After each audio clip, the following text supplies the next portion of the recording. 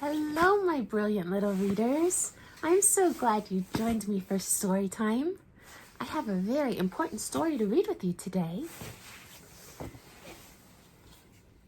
A picture book of Martin Luther King Jr. by David A. Adler, illustrated by Robert Casilla.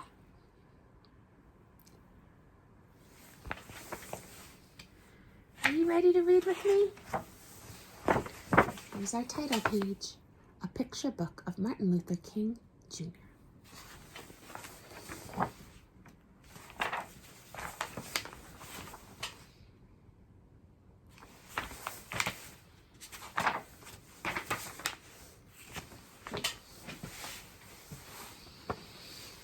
Martin Luther King Jr. was one of America's great leaders. He was a powerful speaker, and he spoke out against the laws which kept Black people out of many schools and jobs. He led protests and marches demanding fair laws for all people.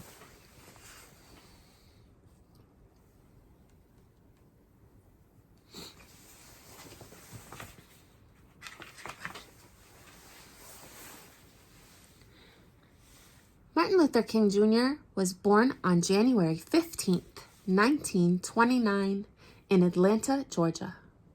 Martin's father was a pastor. His mother had been a teacher. Martin had an older sister, Willie Christine, and a younger brother, Alfred Daniel.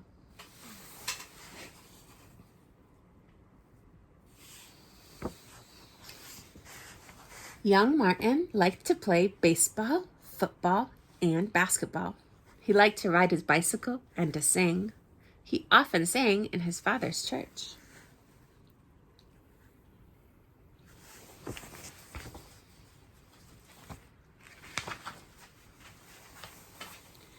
Young Martin played in his backyard with his friends. One day, he was told that two of his friends could no longer play with him because they were white and he was Black.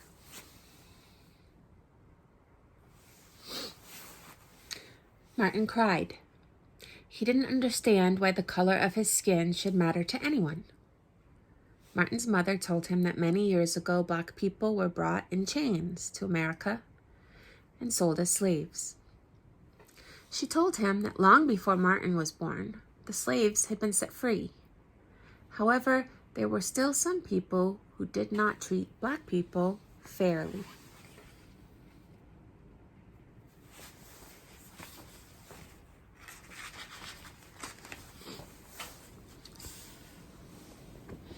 In Atlanta, where Martin lived, and elsewhere in the United States, there were white-only signs.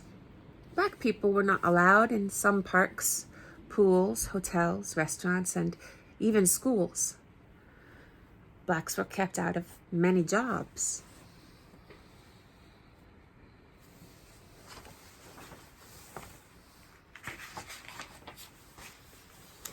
Martin learned to read at home before he was old enough to start school.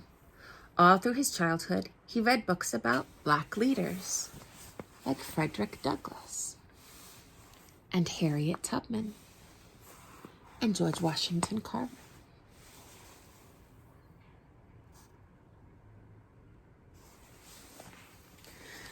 Martin was a good student. He finished high school 2 years early and was just 15 when he entered Morehouse College in Atlanta. At college, Martin decided to become a minister.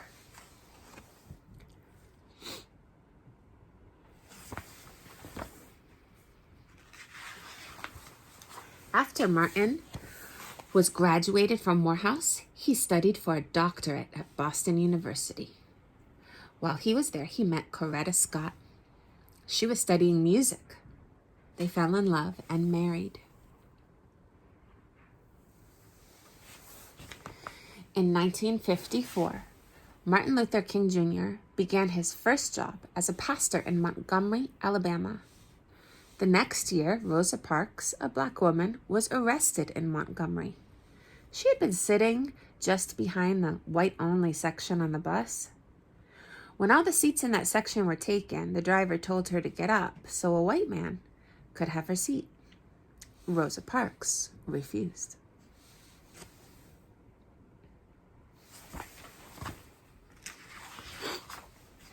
Dr. Martin Luther King Jr. led a protest. Blacks throughout the city refused to ride the buses. Dr. King said, "There comes a time when people get tired of being kicked about."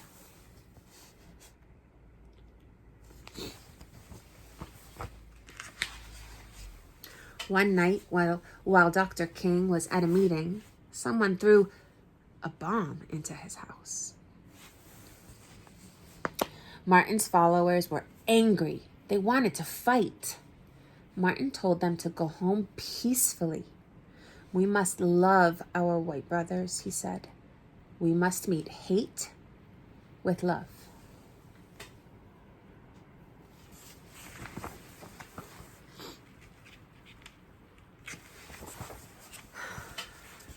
The bus protest lasted almost a year.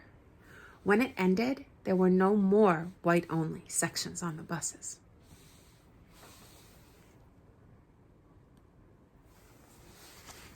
Dr. King decided to move back to Atlanta in 1960. There, he continued to lead peaceful protests against white-only waiting rooms, lunch counters, and restrooms. He led many marches for freedom.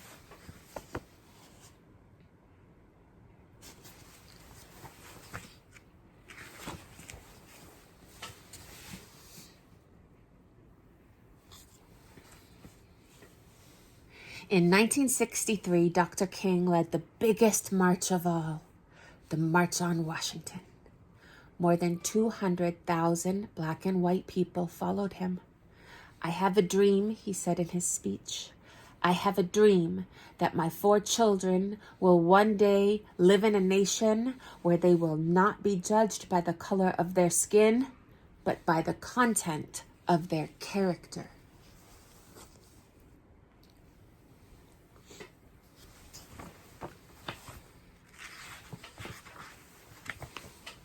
The next year, in 1964, Dr. King was awarded one of the greatest honors any man can win, the Nobel Peace Prize.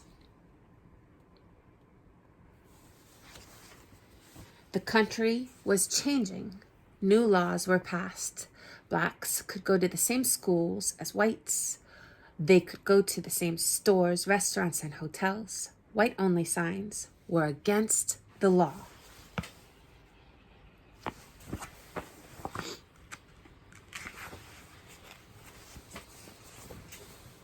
Dr. King told his followers to protest peacefully, but there were some riots and some violence.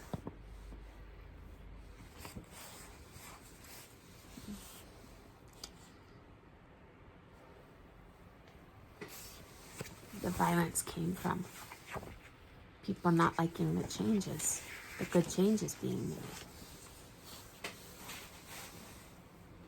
Then in April 1968, Dr. King went to Memphis, Tennessee.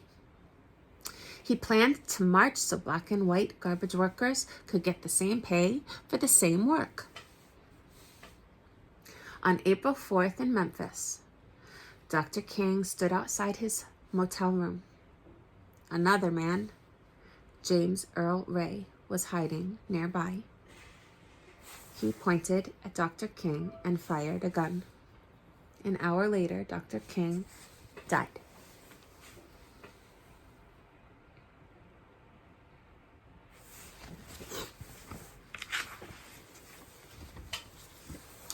Martin Luther King Jr. dreamed of a world free of hate, prejudice, and violence. Carved on the stone which marks his grave are the words, "I'm free at last."